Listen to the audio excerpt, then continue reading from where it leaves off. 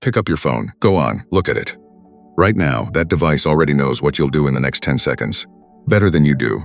It knows when you're sad, when you're bored, the exact moment you're weak enough to keep scrolling. And here's the part nobody tells you. That's not a glitch.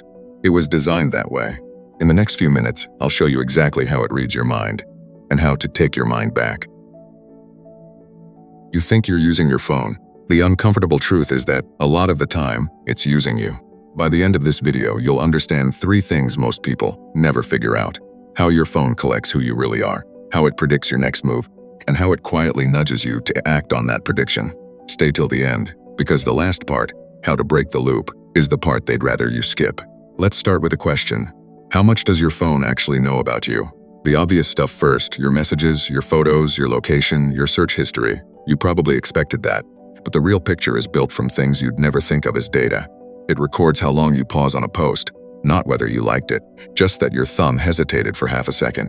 It notices what time of night you scroll, how fast you type, which videos you rewatch, and the exact frame where you swipe away. It knows that you open a certain app the moment you feel lonely. It knows you check your phone 96 times a day. That's the global average, and most of us swear it's far less. None of these signals mean much alone, but stack thousands of them together, every day, for years, and the phone builds something powerful, a model of you, a digital twin, a version of you made entirely out of your own behavior. And here's the unsettling part: that model doesn't lie to itself the way you do. You might tell yourself you'll stop after one video. The model knows you won't. So what does the phone do with this model? It predicts. Every time you open an app like TikTok, Instagram, or YouTube, an algorithm runs a silent calculation. Out of millions of possible things to show this person right now, which one keeps them here the longest? Not which one is true, not which one is good for you, which one holds your attention. And it gets frighteningly good at it. The first few videos you watch are the algorithm asking questions. Do you stop for this? For that? Within minutes, it's narrowed down what hooks you, and then it stops guessing and starts feeding. This is why the feed feels like it gets you. It's not magic, and it's not a coincidence. It's prediction refined millions of times a second across billions of people. There's a famous idea from behavioral science. If a service is free, you're not the customer, you're the product. Your attention is the thing being bought and sold. The advertiser is the customer, and the algorithm's only job is to keep producing more of you to sell. Think about what that means.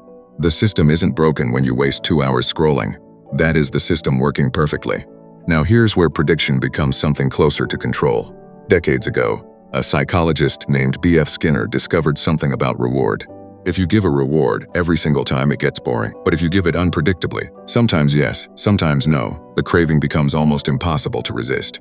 He proved it with animals and a lever. It's called a variable reward, and it's the single most addictive pattern in psychology. Now look at your phone. Pull to refresh. Will there be something good? Maybe, maybe not. Pull again. That's not a coincidence. It's a slot machine in your pocket. The person who invented pull to refresh has openly said he regrets it. It goes deeper. Infinite scroll exists because a researcher realized that if the feed never ends, your brain never gets a natural signal to stop. The man who invented infinite scroll has spent years warning people about it. And those red notification badges, red is the color of alarm. It's chosen on purpose to trigger a tiny spike of urgencies, so you tap. Here's the key to all of it, and the thing almost nobody understands. Dopamine, the chemical we blame for all this, isn't really about pleasure. It spikes in anticipation of a reward, the wanting, not the having. So the phone doesn't need to make you happy. It just needs to keep you hoping the next swipe will. And it can keep you hoping forever. At this point, you might be thinking, okay, but maybe this all just happened by accident. Maybe nobody planned it. They did. There's an entire field built around this.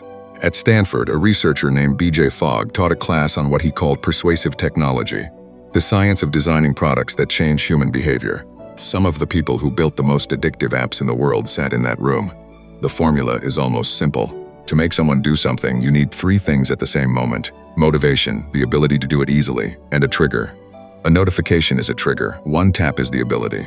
Curiosity is the motivation. Line all 3 up again and again, and behavior becomes automatic. This is the difference between a tool and a weapon. A hammer waits for you to pick it up. These systems are engineered to pick you up, to reach into your attention whether you asked or not. And I want to be fair, the engineers building this aren't cartoon villains. Most of them are smart people inside a business model that rewards one thing above all: time on screen. When a billion-dollar machine is optimized to capture attention, it will capture it. Your willpower was simply never a fair fight. So what do you actually do about it? You can't out-willpower a machine designed by thousands of people to beat your willpower. But you can change the game so it's not relying on willpower at all. First, kill the triggers. Turn off non-essential notifications. No red badges, no buzzes. If the slot machine can't tap you on the shoulder, it loses most of its power. Second, add friction.